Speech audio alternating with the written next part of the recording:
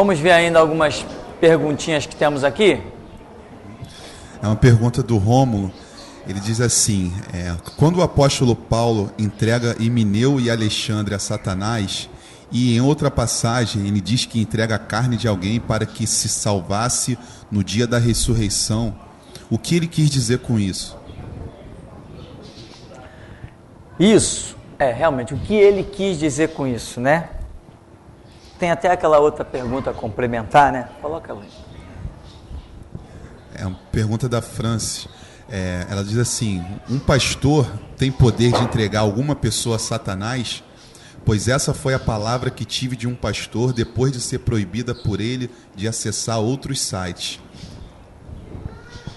De preferência o nosso, né? Então, veja bem, Paulo, ali numa posição, ele fez isso que essa segunda pergunta coloca. Tipo, amaldiçoou, né? Amaldiçoou. Paulo diz, entreguei. E ali essa irmã aí, lá da Alemanha, já está mostrando que o pastorzinho dela lá a amaldiçoou, porque ela estava acessando outros sites que não o da igreja dele. Eu pergunto, a maldição está no poder das mãos do homem? Não, não está. O homem tem condições de fazer a palavra dele perpetuar? Não, o homem não tem. O que eu falo aqui, espiritualmente falando, morre. Se Deus não regar e sustentar, se o que eu estou dizendo não tiver a aprovação de Deus, e se Deus não colocar em cada sílaba minha uma unção, ela não fará nenhum efeito na vida de vocês. Efeito espiritual não fará. Agora, por exemplo, Hitler tinha lá um efeito espiritual maligno e destruiu a Alemanha. Pessoas sem nenhum efeito espiritual, apenas com ideologias humanas, destroem vidas. Mas nós estamos falando de que poder eu tenho para dizer, fulano, você está amaldiçoado. Amaldiçoado com quê? Como? Então, uma pessoa, como é o exemplo aí dessa segunda pergunta, uma pessoa pode ser amaldiçoada porque está acessando outro site que não o da geração Jesus Cristo? Deus vai confirmar uma loucura dessa? Quer dizer que vocês são meus súditos, vocês são meus escravos. Eu coloquei um site na internet, então vocês têm que acessar aquele site. Ah, eu criei umas rádios online, vocês só podem ouvir aquela rádio. Isso aqui por acaso é universal, é Deus é amor? Né? Você bota lá no programa deles, não ouçam outras rádios, vocês vão ficar confusos. Na verdade não vão ficar confusos, serão libertos, é bem diferente. Então, não ouçam e proíbe, né? Irmão, tô sabendo que tem gente aí ouvindo outras rádios, né? Você só deve ouvir a rádio da Voz da Libertação, da Deus é Amor. Né? Fala igualzinho a ele, né não? Então, veja bem. Aí, um mercenário desse, um ladrão enganador que não tem Deus nem num dedinho dele, diz que está amaldiçoando alguém. Está amaldiçoando quem? Ele é maldito. Ele é um maldito. Como é que ele está amaldiçoando? Então a pessoa, nós somos seres humanos livres. Livres. Agora, aonde vai entrar o meu poder de amaldiçoar alguém? Quando Deus confirma a palavra, por ele achar que a minha palavra de maldição tem justiça nela, aí fica sério. Aí fica sério. Por exemplo, já teve gente que foi sair desse ministério, molequinha de 15, 16 anos, achar que pode chegar para um cara de 40 anos e falar o que bem quer. Eu nem pastor não me considero. O preço que eu tenho pago nessa obra, Jesus Cristo honra ele. E como honra? Eu sei o quanto ele honra. Aí chega alguém, pastor, brá. Primeiro, eu não preciso nem falar nada, porque eu sei que ela já está entrando debaixo de uma maldição automática. Agora, se eu disser, vai confirmar. Por quê? Porque a Bíblia diz que a maldição sem causa não tem efeito, não virá. Mas se houver uma causa, ela vem. Ora, se o diretamente proporcional agir de um jeito, o inversamente proporcional também vai agir. Como a Bíblia diz assim, o servo que não vigiar não saberá quando vem o seu Senhor. Opa, peraí. Se Jesus disse que o servo que não vigia não saberá, então o servo que vigia saberá. Ora, se ele dá uma palavra numa direção, o contrário dela tem que existir, senão não tem efeito, não tem sentido. Então, mesma coisa aqui. Quando Provérbios diz que a maldição sem causa não virá, ora, isso é uma lógica. Como é que eu posso ser amaldiçoado sem nenhuma causa? Como é que eu posso ser amaldiçoado se eu estou andando na verdade, na integridade, na justiça? Como é que eu posso ser amaldiçoado? Não tem como, não faz sentido.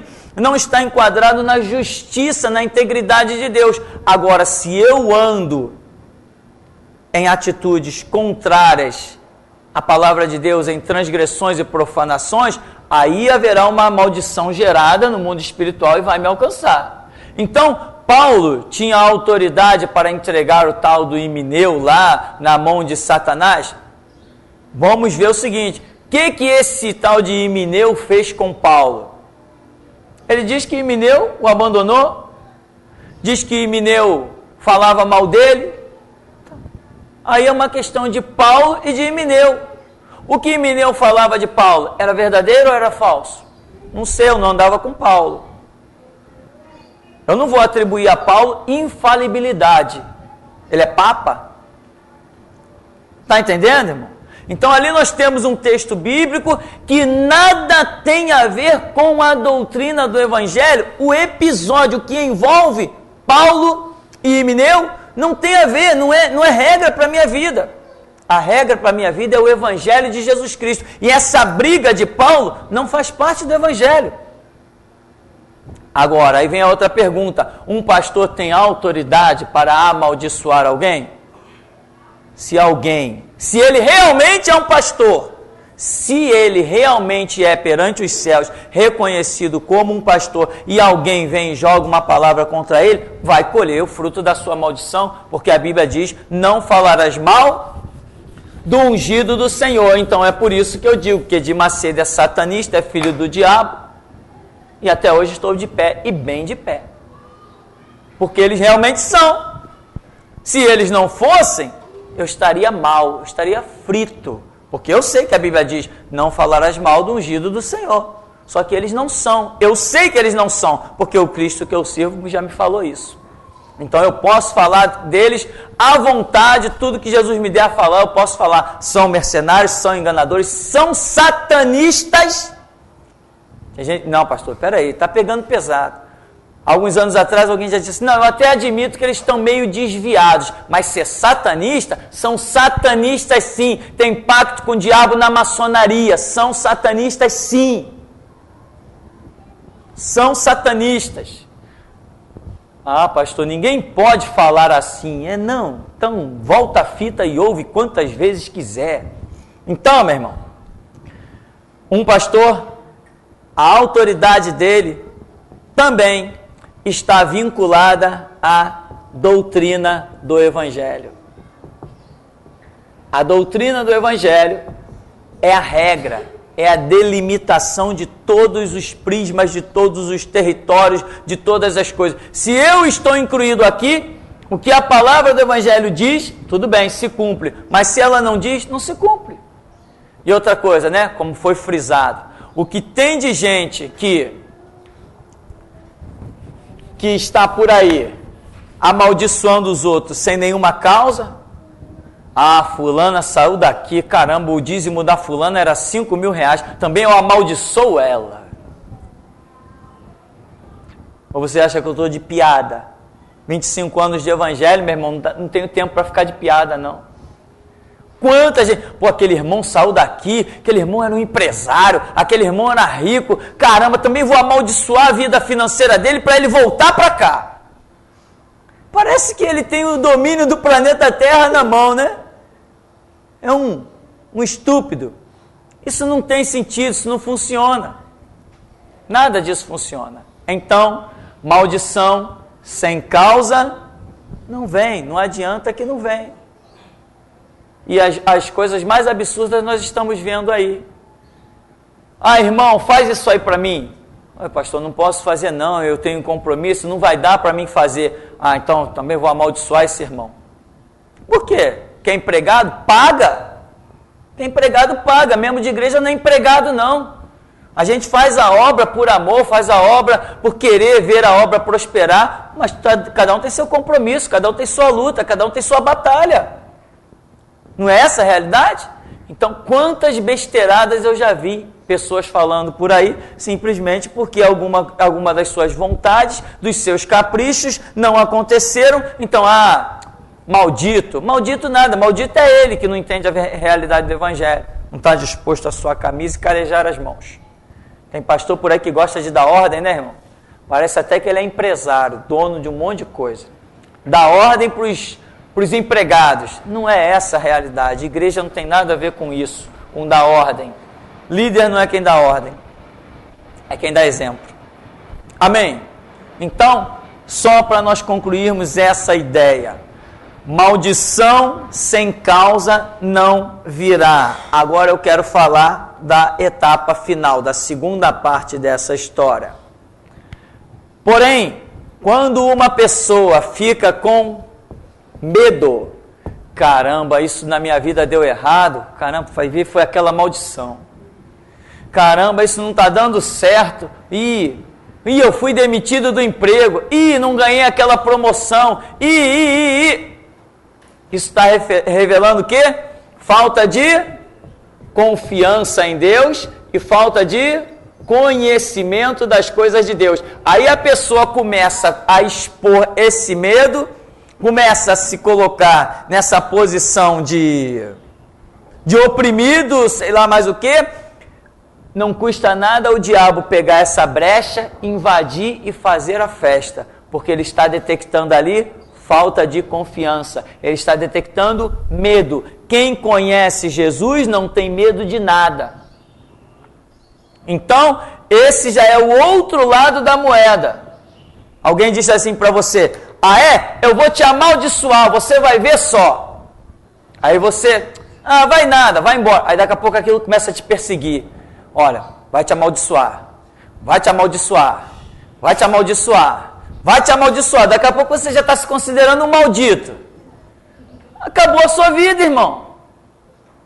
Você não tem disposição, você não tem vida com Deus para reprimir aquela palavra besta. Aí o diabo entra pelo aquele caminho.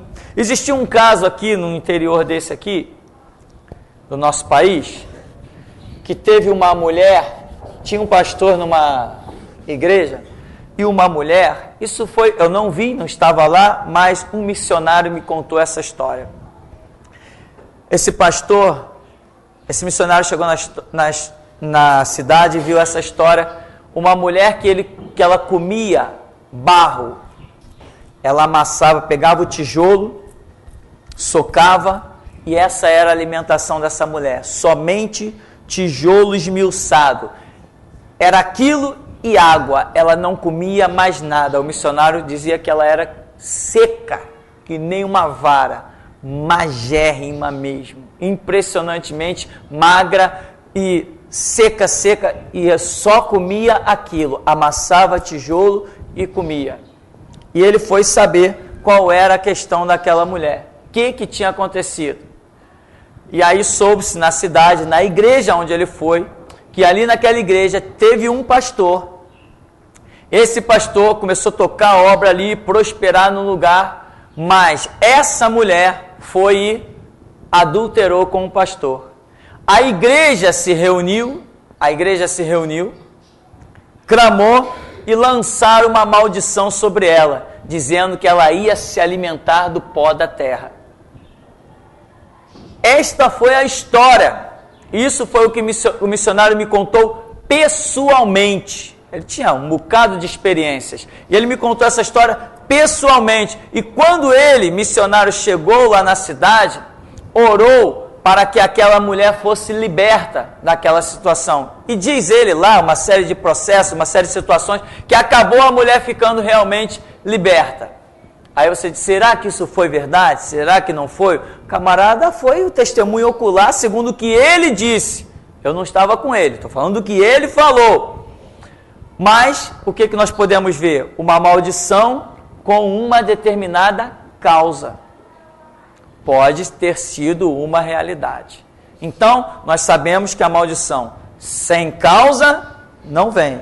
Mas se o problema tem uma causa de existir, ele existe. Se não tem por que existir, ele não existe. Amém? Uma pergunta da Solimar de Fortaleza. Pastor, tenho passado problemas com meu marido. Ele se diz cristão na igreja e na frente das pessoas me trata bem, mas em casa ele é completamente ignorante comigo, me maltrata, não me compreende nada.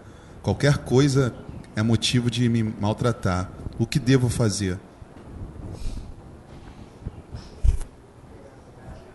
Me ajuda aí, Alex. Meu irmão, a questão é a seguinte, veja bem, as pessoas costumam... Meu marido não me compreende. Meu marido não me entende. Esse meu marido é um moleque, eu falo com ele, ele não me obedece. Então, veja bem, é muito difícil você expor uma opinião, o que menos nos interessa aqui é a opinião, por uma questão, como nós dizemos, unilateral. Ela está dizendo, o marido na igreja é a bênção, é Deus, mas em casa é a maldição, é o diabo, né? Essa história a gente já ouve milenarmente. Meu marido na igreja é uma bênção. Uma vez teve uma mulher que chegou, pastor, eu vou... Não foi aqui não, né? Histórias que o povo contam. Pastor, eu vou trazer tudo que é meu aqui para a igreja. Eu vou morar aqui dentro da igreja. Não, mas por que, minha irmã? Não, porque meu marido aqui dentro, ele é uma bênção. Eu vou morar aqui dentro da igreja, porque em casa ele é um capeta, ele é um demônio. Então, veja bem, aí nós não sabemos, sem querer descredibilizar a narrativa da pergunta, mas também, como seres humanos, temos que analisar. O meu marido não me entende. Meu marido não me compreende. Tem gente que diz, meu marido não me obedece, eu falo e ele não me ouve. Ora. Então, ou seja, é a vontade de uma situação, é a interpretação que alguém está tendo da situação e, às vezes, a esposa quer que o marido corresponda ao que ela pensa, ao que ela acha. E se cá entre nós, se tem uma coisa que se perde tempo nessa sociedade, é mulher querer dobrar marido. Não existe isso, meu irmão. Mulher não dobra. Você casou com um cara, ele era o que? Ele era um pilantra? Não adianta que você não vai fazer ele virar gente boa por causa do teu casamento. Tem gente que diz assim, não, eu vou casar com aquele cara ali mesmo, porque eu dou um jeito nele. Vai, tá? Dá jeito nele que eu quero ver então. Mesma coisa o camarada. Pega lá uma mulher que não prestava, que ele já conhecia o caráter, gritona, espalhafatosa, um monte... Aí, não, comigo ela vai mudar. Vai, por quê? Tu é Deus. Não, tu é o super-homem. Ah, já sei, Mr. M. Só se for Mr. M. Que papo besta de homem querer mudar mulher e mulher querer mudar homem. Tem que conhecer antes, meu irmão. Namora. Frequenta a casa. Aí não, minha noiva usa umas roupas assim meio provocante, mas quando ela casar comigo isso vai acabar. Não vai acabar nada. Mentira. Deixa de ser besta. Estou te chamando de besta não, tá, irmão? Estou chamando os outros. Deixa de ser doido. Não vai mudar, meu irmão. Você já não foi noivo 1 ano e ela vestindo mini saia e mostrando tudo que queria mostrar. Você acha que só porque vai casar agora, porque tem uma aliança no dedo, mudou alguma coisa? Besteira, coisa louca. Falta de experiência de um ser humano. E pior, às vezes o cara já passou por 5 casamentos e ainda se comporta que nem um adolescente. Impressionante. Não aprende as lições da vida. Ninguém muda ninguém. Se você quer casar com um cara bom caráter, um cara de dignidade, procure um que você olhe e já veja isso. Não vem com esse papo de depois de casar vai mudar, não. Amém, meu irmão? Está entendendo isso? Os solteiros e os casados estão entendendo? Então, veja bem, ela diz, meu marido não me entende e tal, mas e o marido? Se nós perguntarmos o marido, vem cá, como é que é a tua esposa? Minha esposa, ele vai dar a interpretação dele. Então, nós temos que, primeiro ponto, situações conjugais, eu tenho as minhas experiências, o meu conhecimento bíblico, não estou dizendo que ele seja o absoluto, a Bíblia está aí, quem clama, busca, a resposta vem, Jeremias 33:3 está lá na Escritura. Então, veja bem, cada um tem a sua caminhada. Eu acho o seguinte, casamento não tem entendimento, meu irmão, vai um para o norte, vai um para o sul, e sejam felizes. Essa é a minha opinião. Não tem compreensão, não dá para viver, é insuportável, não se tem ali, na verdade, um casamento, então para de viver de fachada.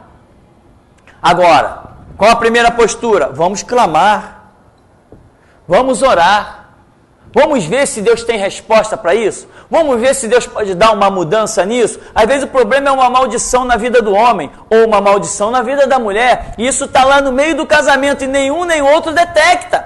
Vamos dobrar os joelhos, Deus, onde está a resposta, onde está a solução? Às vezes Deus mostra a resposta e a solução, mostra, e aí apresenta numa bandeja a solução, para um ou para outro, ou para os dois, para um, para o outro ou para os dois. Aí, só que não querem mudança. Estão fechados na sua opinião, estão fechados no seu achismo, estão fechados na sua arrogância. Não tem mudança? Não tem casamento. Sejam felizes separados e conquistem a vida eterna. É melhor do que ficar junto com uma vida problemática que pode acabar no inferno. Esta é a minha radical opinião, que para ir para o mundo evangélico eu sou um verdadeiro louco, mas eu acho que bom para viver de aparência é para o diabo, ele se disfarça até em anjo de luz. Nós não, temos que ser sim, sim e não, não. Então, meu irmão, esse negócio de, veja bem, deixa eu falar uma coisa para você.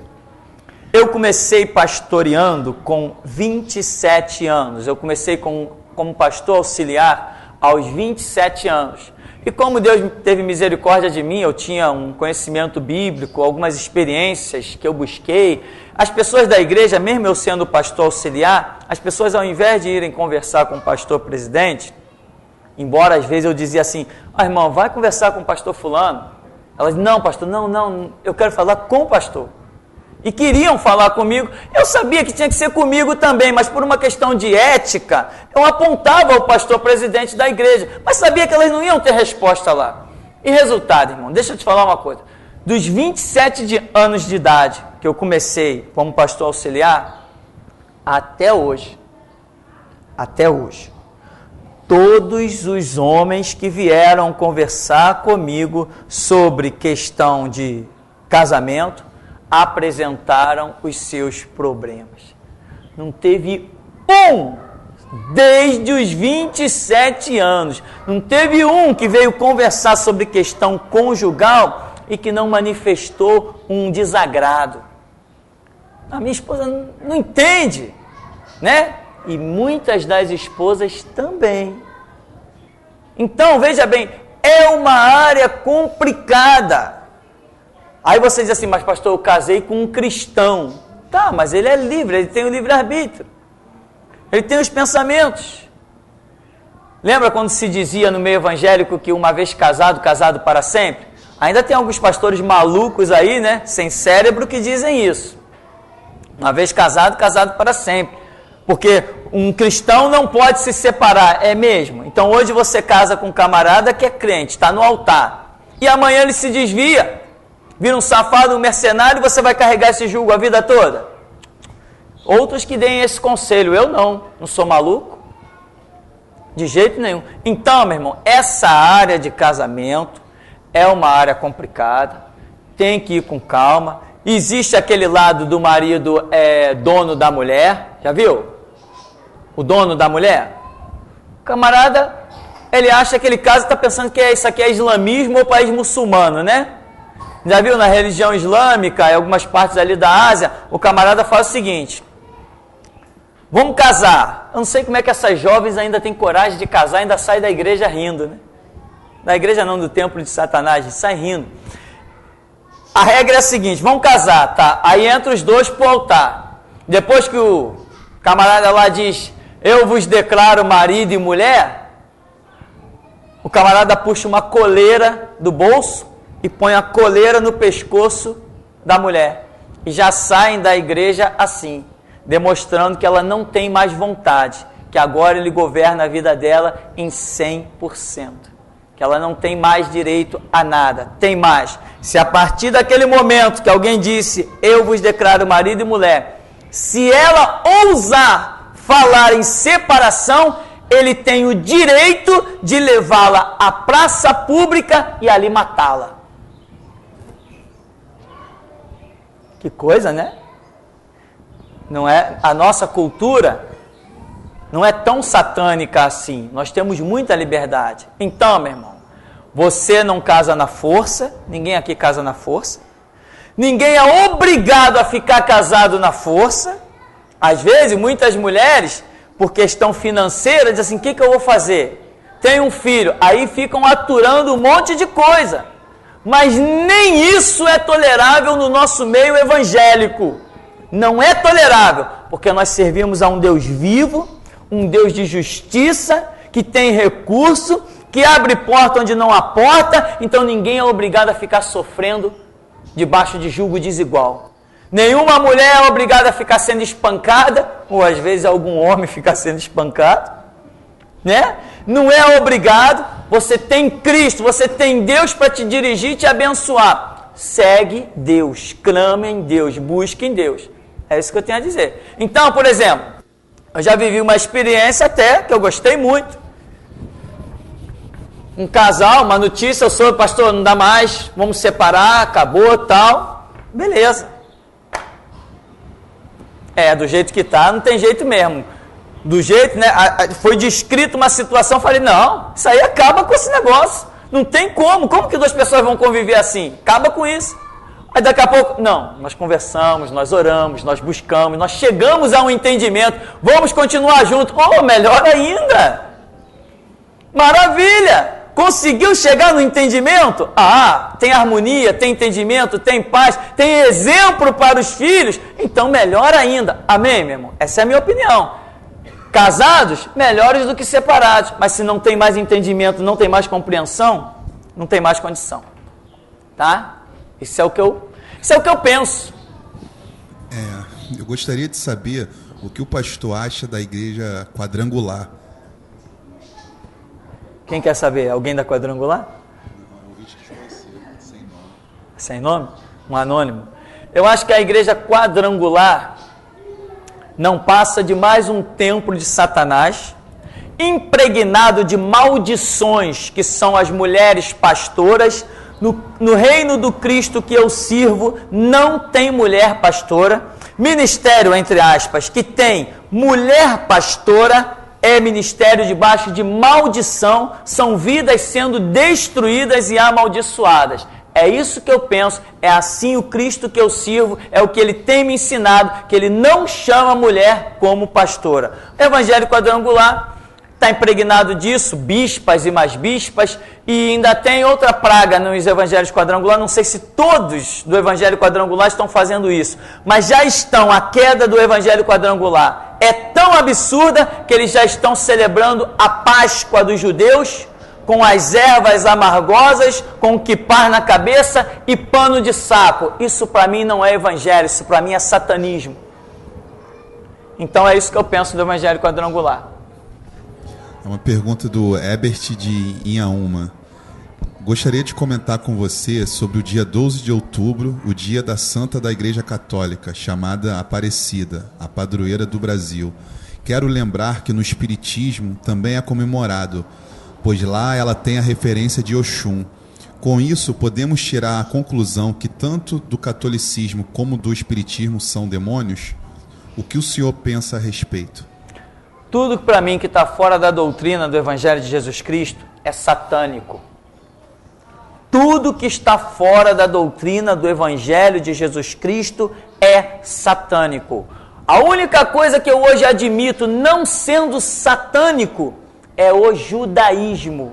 A doutrina que foi dada no Antigo Testamento. Isto pode não ser satânico, porém é ineficiente para os gentios. E até os judeus não serão arrebatados. Na visão de Paulo, Romanos capítulo 2, ele diz que os que sob a lei andam, sob a lei serão julgados. Ele entende que o evangelho ele entende que o judaísmo é uma visão permissiva ainda para os judeus, mas que o evangelho é uma visão absoluta para todo mundo, inclusive para os judeus. Então, um gentio não pode se tornar judaizante, mas os judeus podem, à vontade, se tornar cristãos, se tornar igreja. Agora, se eu que conheço o cristianismo, conheço Jesus, vier a me converter, ou seria reverter ao judaísmo, eu estou ferrado, irmão. Estou acabado. Porque eu não posso negar Jesus para voltar para a lei de Moisés. Pois se a Escritura mostra que o Novo Testamento é um prosseguimento, é uma continuidade do Antigo. Então, se eu tenho um Novo Testamento, significa que o Antigo se tornou obsoleto. Para que eu ia ter um novo, se o velho ainda está valendo? O que vale do velho são as profecias. Profecia não é doutrina. Nós estamos falando de doutrina. Doutrina do Novo Testamento, doutrina do Antigo Testamento. Lei de Moisés, rituais de sacrifícios de animais, etc. para o sacrifício de Jesus Cristo, Cordeiro de Deus que tira o pecado do mundo. Falando de doutrina. Então, com relação à doutrina, o Evangelho supera o judaísmo. O cristianismo superou o judaísmo. Agora, as profecias do Antigo Testamento ainda vão se cumprir, mas profecia não é doutrina. Estamos falando de doutrina. Então, agora a minha pergunta, o que eu acho de? O que o senhor acha que se tanto o catolicismo como o espiritismo... Sim. Então, veja bem, ambos são iguais. Eu conheci os dois, eu frequentei os dois. Ambos têm lá suas imagens de escultura, sua invocação dos mortos. Ambos têm os seus rituais macabros, terríveis, satânicos. E eu volto a afirmar, saiu da doutrina do Evangelho, pode até parecer bom, como a Bíblia diz, que há caminhos que ao homem parece bom, mas o final é caminho de morte. Você vê que no kardecismo e até uma boa manifestação da maçonaria, existem as suas obras sociais, existem os seus cartões postais. No espiritismo, o cartão postal se chama boas obras.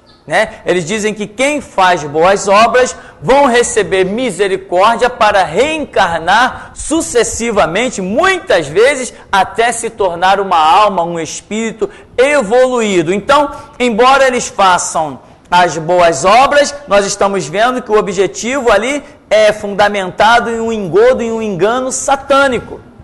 Então não me interessa se está fazendo boa obra, se está dando sopão, se está distribuindo roupas, se está visitando os hospitais, está visitando os presídios, não me interessa. Está sustentando a doutrina do Evangelho? Não, então para mim é Satanás. Porque Paulo diz que não que sejamos salvos pelas nossas boas obras. Como é que diz lá em Efésios 2,8? Pela graça sois salvos, e graça é o sacrifício de Cristo em nosso favor. Pela graça sois salvos mediante a fé. Isto não vem de vós, é dom de Deus, não vem das obras, para que ninguém se glorie. Então a salvação não vem das obras. Então, por melhor e aparentemente que seja as doutrinas que estão no mundo fazendo boas obras, e quantas vezes eu já fui até pelo sistema jurídico, da onde já fui filiado, fui instigado a dar cesta básica, a fazer boas obras, a distribuir o sopão, porque isso era bom para a igreja, e as pessoas iam ver. Eu falei, negativo, Jesus Cristo me chamou para pregar o Evangelho, Não me chamou para ir para um fogão fazer comida, me chamou para pregar o Evangelho. Quem conhece o Evangelho terá o pão na sua mesa. Essa é a minha visão, isso é o que eu penso. Não preciso eu dar pão para ninguém. Eu dou o Evangelho, e o Evangelho bota o pão na mesa de quem quiser. Então, não fazemos essas boas obras que tem por aí, esse cartão postal social, não fazemos nada disso. Gosto muito de ajudar as pessoas, mas só ajudo na direção que Deus me der de ajudar. Fora isso, está morrendo de fome. Se Jesus não me mandou dar o prato de comida, sinto muito. Sinto muito. Eu ando naquilo que o meu Deus me manda fazer. É assim que eu ando. Então, qualquer doutrina, qualquer ação, qualquer atitude, se não tem como base o Evangelho de Jesus Cristo, para mim é satânica. Temos ainda? Não? Alguém tem pergunta aqui? Para nós encerrarmos? Ninguém? Por exemplo, essa observação aqui do irmão. Ação social, essa até traficante faz. E não faz? Faz, como faz? Ninguém me contou. Eu vi na TV, ouvi com esses ouvidos aqui, uma entrevista a respeito de um traficante, não lembro agora qual foi o morro. E a pergunta fazia... Dona Marta? A pergunta era feita lá na comunidade, né? Mas o que vocês acham do traficante tal? Que a polícia estava perseguindo, uma história dessa assim. Imagina, ser traficante tem que ser perseguido, né? Senão amanhã o meu e o seu filho estão lá viciado também. Então nós não podemos admitir, aceitar o tráfico. Não tem lógica, não tem sentido. Aí a pessoa entrevistada diz, não, ele é muito bom pra gente. Ele paga o plano de saúde do meu filho. Igual tem pessoas hoje se vendendo para o PT por causa de R$100 da Bolsa Família. Assim tem gente que se vende para os traficantes por causa do plano de saúde. Não, meu filho precisou de uma prótese e foi o fulano que pagou. Pagou com dinheiro de sangue, pagou com vidas assassinadas, pagou com roubo de carro. Amém?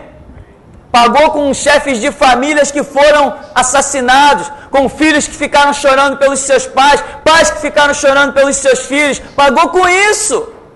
Mas para a pessoa, ela foi beneficiada. Então não interessa a fonte do benefício, interessa que ela foi beneficiada. Não, negativo. Então, não interessa obras sociais, interessa o Evangelho de Jesus Cristo. Se Jesus me disser assim, faz um sopão e começa a distribuir debaixo dos viadutos, não sei o quê, eu vou fazer por ordem dele. Mas uma coisa eu garanto, que até aqui 11 anos de ministério e ele não me deu nenhuma dessas ordens. E te digo mais, não foi falta de eu orar.